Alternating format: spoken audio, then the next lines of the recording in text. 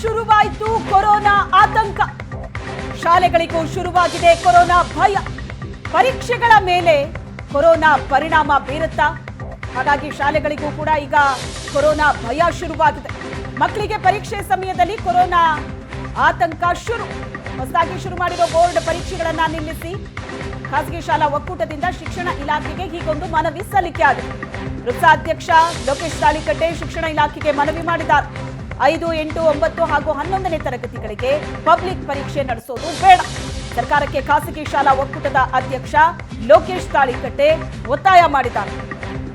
Corona ಆತಂಕ ಇದೀಗ ಶಾಲೆಗಳಿಗೂ ಕೂಡ ವ್ಯಾಪಿಸಿದೆ. ಪರೀಕ್ಷೆಗಳ ಮೇಲೂ ಕೂಡ ಈ ಕೊರೋನಾ ಪರಿಣಾಮ ಬೀರುತ್ತಾ ಅನ್ನೋ ಪ್ರಶ್ನೆ ಕಾಡೋದಕ್ಕೆ ಶುರುವಾಗಿದೆ.